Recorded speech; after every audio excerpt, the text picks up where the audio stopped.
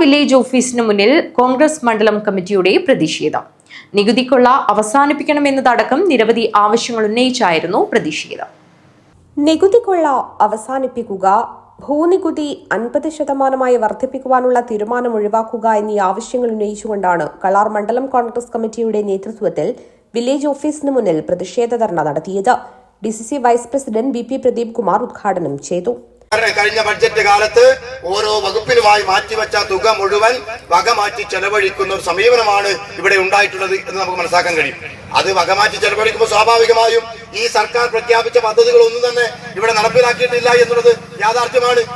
അപ്പൊ ഓരോ ബഡ്ജറ്റ് കഴിയുമ്പോൾ വരുമ്പോഴും പുതിയ പ്രഖ്യാപനങ്ങൾ നടത്തിക്കൊണ്ട് വൻകിട പദ്ധതികൾ കൊണ്ടുവരുമെന്നൊക്കെ പ്രഖ്യാപിച്ചുകൊണ്ട് ജനങ്ങളെ തെറ്റിദ്ധരിപ്പിച്ചുകൊണ്ട് ഈ സർക്കാർ മുന്നോട്ട് പോവുകയാണ്. ഇപ്പോ ഈ ഒരു സമരത്തിന് ഏറ്റവും പ്രധാനപ്പെട്ട കാര്യം ഇവിടെ 50% ഭൂനികുതി വർദ്ധിപ്പിച്ചിട്ടുള്ളത്. മണ്ഡലം പ്രസിഡന്റ് MM സൈമൺ അധ്യക്ഷത വഹിച്ചു. Panchayat president TK Narayanan, youth Congress ജില്ലാ ജനറൽ സെക്രട്ടറി വിനോദ് കപ്പിത്താൻ, ബ്ലോക്ക് ഭാരവാഹികളായ VK ബാലകൃഷ്ണൻ, സജി പ്ലാച്ചേരി എന്നിവർ സംസാരിച്ചു. റോയ് PL സ്വാഗതവും വനജ ഐത്തു നന്ദിയും പറഞ്ഞു.